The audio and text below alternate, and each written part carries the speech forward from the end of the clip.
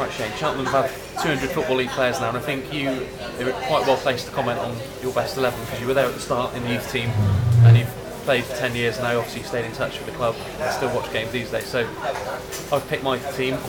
What's yours? Who would be in goal? In goal for me would be Shane Hicks. I thought when he managed to replace Bucky after waiting in the wings for a few years, I think he was a top performer for us, and I played a lot of my football with him, and I thought he did fantastic. He pulled out some saves that he never should have. I thought he was steady, his kicking was excellent, and he's just an all-round good character. Pretty boring, but very dry humoured. I think as a goalkeeper, I thought he did very well for us. Yeah, he made a crucial save in the playoff final, didn't he? And then also the 2 seasons in League One, he really did play a big part in keeping Cheltenham up, didn't he? Yeah, no, I think his part in the team couldn't be underestimated. And I think he did very well for us, and it was no surprise when he actually went on to Hull. He didn't really play, but then went on to Leeds. He loved at Leeds as well. Yep. Right back. Right back. I've had a bit of a decision, but I've gone with Brian Wilson right back. I think when he came on loan from Stoke to start with, I think he was fantastic really. And then when he came back, he sometimes, because of his ability as a footballer, and he had so much pace, and he was an all-round very, very good athlete really. He sometimes played right midfield, left midfield. I know when he got Player of the Year playing left midfield, but I thought he was a definite outlet at right back for us. Yeah. Okay. So now we come to your position. So it's a big call here. Who are your 2 centre halves? I will go with my brother, Michael. In my time when I was learning my trade, really, there was a lot of good centre backs to learn from, like senior players. You had people like Jamie Victory, Neil Howard, Buffy, my brother, Banksy, Bocker, Keith Hill. They were all there, and they were all good characters. We learned from them all. But I think the one I learned most from was my brother. I thought he was the best centre back at the club when I was there. And when I eventually got into the team to play with him, it was good. Everyone thought he could play higher, but did you think he'd have quite the career he has, going to play 10 years at Burnley and 1 season in the Premier League? I think it's difficult to say when you're playing League 2.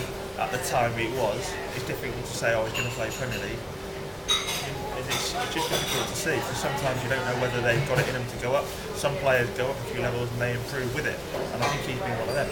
I think he's probably twice the player now than what he was when he was at Cheltenham League 2. He won't be able to run as much, but he'll be a lot better footballer. Yeah.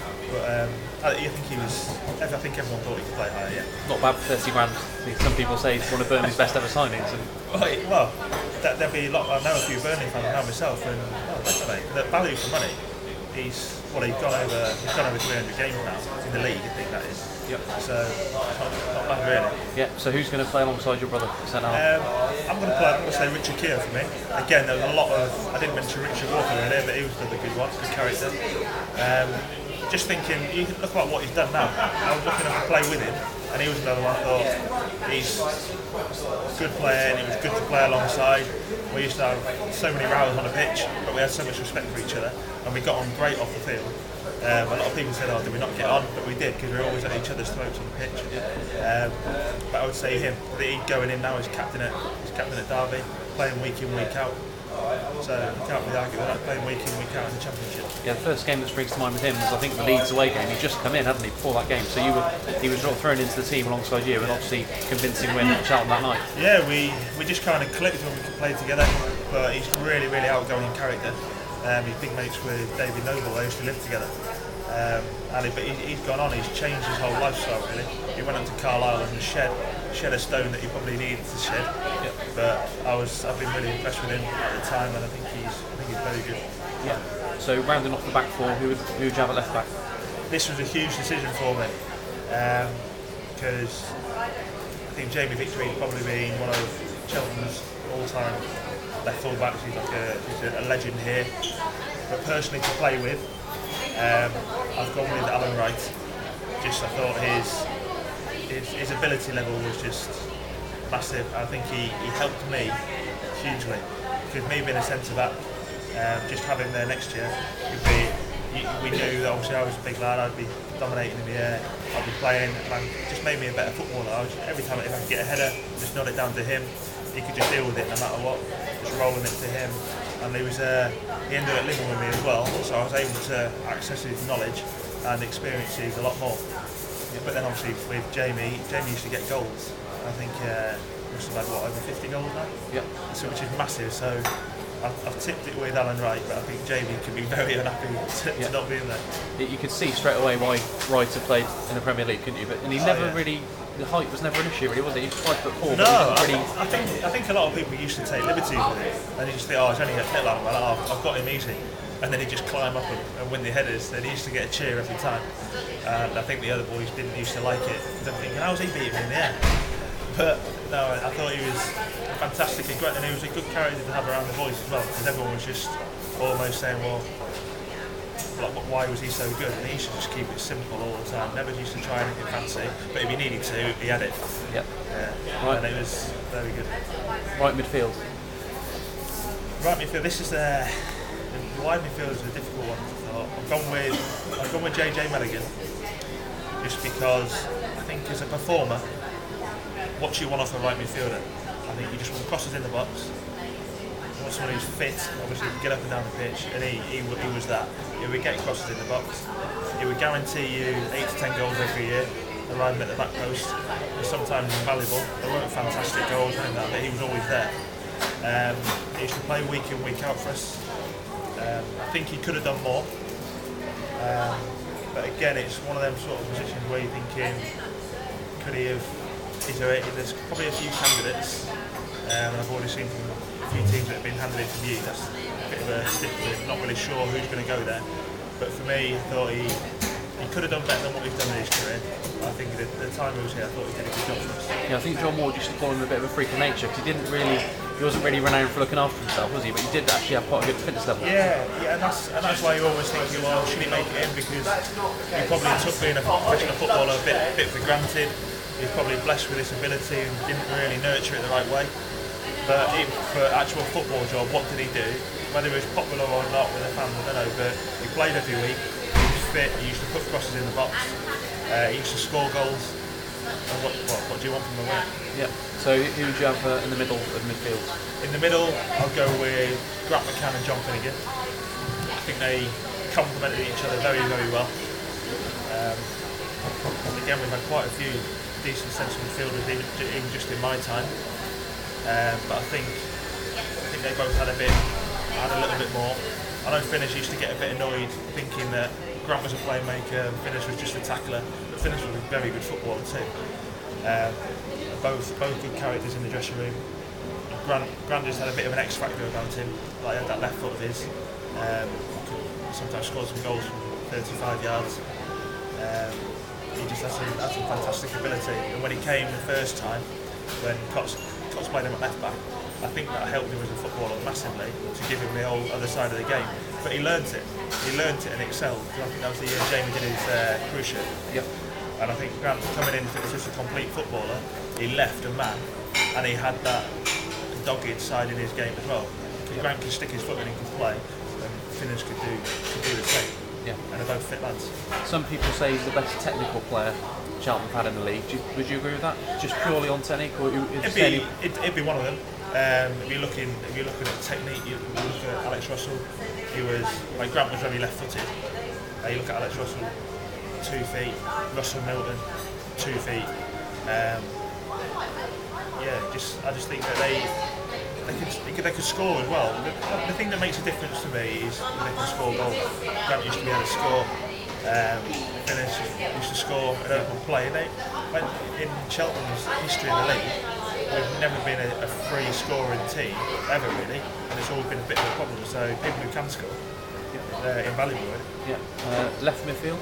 Left midfield. I've gone with Martin because Martin again. He had a bit of an X factor. He used to annoy so many people on the field, but I think he only annoyed people because he had so much ability and sometimes didn't show it.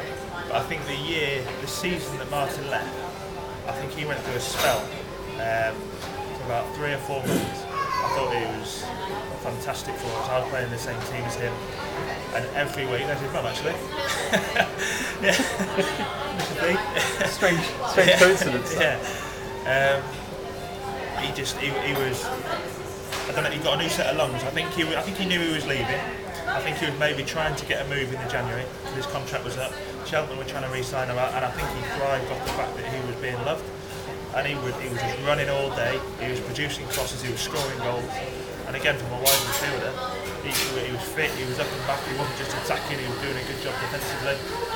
And yeah, he ended up getting a move. He went on and played a good few years now. I know he's dropped down now, but I think his time at Cheltenham. He's managed to get in there. Yeah, and it's not many Cheltenham 1 players in that list that played a lot of games. So it's quite nice that he was a homegrown lad as well, wasn't it? Yeah, he was. Yeah, and I think he liked that, but also didn't like it because it caused him a few problems as well. But a few people were maybe jealous of him around in the local area. But I think he dealt with it well. So a lot of people have got a bad impression of Martin. Martin's that absolute complete family man, and people just think he's this little pretty boy. He was just blessed with some decent looks, wasn't he? And so up front, who are you going to go for strikers? Up front, probably gone with 2 strikers from 2 different eras. Steve Gillespie just on ability. I loved his self-confidence, but I hated the fact that he wasn't on the pitch more for us. And when we got him on the pitch, he did the business all the time. I know he's come back this year, not done so well. But he used to try things in training, completely audacious. And I'll never forget John Ward come and said, "Oh, Gilly, what are you doing? Like, you're not going to score from there." And he just muttered under his breath, he goes, "I really would." And I was just initially, I was quite impressed with he had belief in himself and he would do it again. And that's why he scored some good goals for us. And had a good year and ended up, was it 400 grand? So for a striker to command that, and playing up front with him, I've gone with more Cheltenham fans' favourite, Neil Grayson. I thought when he came to the club, I was watching him, and he was raw, he was quick, direct, larger than life character, and in the whole time he changed as he got older, he turned into more of a target man. Even though he wasn't 6'5" or anything like that, he just got a lot stronger. If the ball came into his feet, he would keep hold of it. He'd link play and he'd score goals. I'll never forget the hat-trick he scored against Cardiff at home. And I think the job he did for Cheltenham was fantastic. Yeah, Gillespie probably was one of the keys to that survival and the keys down him when it really didn't look good for a while, did it? No, it didn't look good. But again, you look at teams when we went up into League One, we were playing teams much better. What do you need? And we just needed to score goals. If he was on the field, he might not win you a header, but you always think, maybe in a centre-back in that team, you're thinking, he's got a chance of making me a goal there. And that's what he did. Yeah. That's why I ended up going for so much money. Yeah, and Grayson, you didn't play in a competitive game with Grayson, did you? Because I think he'd gone by the time you came to the team, but was he somebody that you could tell in training why he was so popular? Yeah, I thought he was a real difficult opponent, and it was a really interesting story, because when the old guard as they were, when I was first learning, I was really almost in awe of them all. And looking back now, I think I gave them all too much respect, but I really enjoyed their company as men. You look at like Neil Yates, the Cheltenham manager. I really looked up to them all, and they were like, "Duff, make me a tea." And I was like, "Yeah, okay." And that was just me being respectful, and I wouldn't change doing any of it. And Grace, I used to be up against him in training, and he used to almost like maybe bully me a little bit. And the penny dropped in my eyes, thinking, if I keep putting these lads on a pedestal, I'm not going to be one of them. And I think the penny dropped one year when we first got into League One. I thought, no, I'm going to start imposing myself on them. I never forget, Grace used to get really annoyed because I'd be like knocking him off the ball or kicking him in training. And he used to moan at me, "Oh, watch yourself, you." And I never used to say anything. I'll never forget, after about 6-8 weeks of doing it, I'll never forget, we were walking back to down at Hardwick, our old training centre, and he just walked past me in the dressing room and just went, "What are you on at the minute?" Oh, no, "What do you mean?" And he just said, "Whatever you're doing, keep doing it." And I knew that was a time when the players were starting to respect me as a footballer, as opposed to being Duffo's younger brother, maybe just a young naive kid. And I really started to believe, actually, if I start believing in myself, I'll make something happen. And I ended up making something happen. I'll never forget that conversation I had with him. Yeah. And that was like a complete flip of mentality, even with him. He'd gone from thinking, "Oh, this young kid's starting to make me look silly," to actually, he's not a bad player. And I think it was quite important for him. Good story. And you picked your subs as well, so seven on the bench. Who's going to be among you? I've gone Scott Brown in goal, I think he had to wait a long time. He was a good number 2 under Higgsy, but he's got his time. Had a few mistakes, and I think is he 28 now? Yep. He's played a lot of games in the Football League now, and I think now he makes less mistakes than ever. I think goalies are judged on mistakes, and I think he's doing a very, very good job. And I think it's a big couple of years for him now. I think he needs to, from a personal point of view, go on and do something, or whether he stays with Cheltenham. I think he's doing a fantastic job for Cheltenham. Yeah. Defensive subs. Defensive defenders subs on the bench. Yeah, well, Jamie was first one on there purely because probably could have even been in the first 11. But Jamie plays centre back, great character, good player. He was another one. He ended up probably finishing his career too early, but good in the air, scored goals, dependable. What more do you want from a defender, really? Yeah. And is that the only defender on the bench? Who else have we got? Yeah, it's my only defender. So midfielders on the bench. I've got 2. I've got Russell Milton and Alex Russell. Thought Alex Russell, he wasn't here at Cheltenham for a long time. But I thought as a footballer, again in League One, to have him in front of you, you've got Alan right on the left and him. Anything, give them the ball anywhere, they always wanted it. Whereas sometimes with some managers, they don't want you to roll it into midfield. And Grant was another one like that, he'd want you to give it to him. And technically very, very good. In the 5-a-side, you then realise how good he was. Playing against him a few times, I thought he can't really run. But he used to win the running. He couldn't do sprints, but in pre-season, we used to do like 10, 12-minute runs. He'd be right at the front. So him technically. Got Russell Milton again. Thought when he came to Cheltenham in the non-league, I think he was more influential in the league when teams were playing better. I think Russell would actually do probably better now than what he did in the era that he played in, because it was more direct. And I think Russell was a footballer in that team. But him and Jamie linked up really, really well. Never didn't give the ball away. And again, struggled with a few injuries. But I think he would be, if he played in the last few years in the Cheltenham team, I think he'd be more influential than he was even back then, and he was a good player then, and good character. So you've got 3 strikers left on your bench now? Yeah, I've got Coyote Odijay. Just didn't score enough goals for me, but that's why he's not in the starting 11. But he was just a massive presence for us, a massive foil for someone like Gillespie. Had a good season, and again went for big money. So people are willing to do that. He's had a decent career. His whole career not scoring that goal, but the year at Cheltenham when he did score goals, again we got the striker who scored goals. We do well. Yep. And the other 2 were the old little and large, Julian Allsop and Tony Naylor. Again, I wasn't really playing in the team when they first came. The year we got promoted, but the following year they were. And Jules, it could be anyone who wanted to be. When he fancied it, he'd have him in your team all day long. When he didn't fancy it, he wouldn't. Trot's got the best out of him. He scored 26 goals in 1 year. Again, you're looking at what gets you promoted. There's no surprise that when we got promoted in 02, you had Allsop and Naylor scoring goals, and you're at the top of the league. And when we got promoted again in 06, you got Kay, Steve Garn and Gillespie all chipping in goals. And all the years that don't get promoted, it's the same.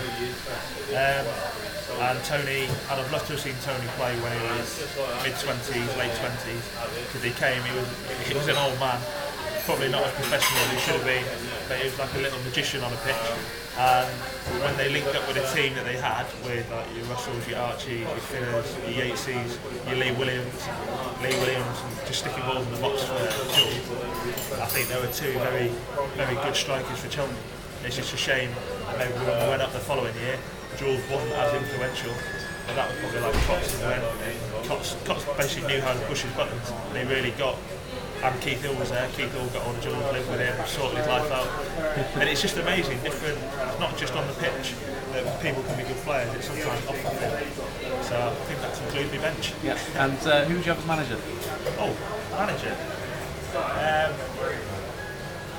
I think it's going to be probably John Ward. I played my longest time under him. I played under so many characters. Yep. Think about Steve Cottrell, Graham Orner, Bobby Gould, John Ward, Keith Downing, Martin Allen, and Yatesy. All completely different, and you could probably take a little bit out of most. And I'd say I'd take the most from John Ward. But I think even now, looking back, I think we had, even when we got to League One, I think we had a better team than we realised at the time. You look back at some of the players we had, and I think we sometimes, if our mentality had have been a little bit more positive, I suppose the finish about it for the time. We think we had a right team. We had some good players, and I think we probably undersold ourselves a little bit. But John Ward, I think if you speak to all players who have played under him at any club, they haven't got a bad word to say about it. I think that speaks volumes. Yeah. Cheers, Duff. Right? No.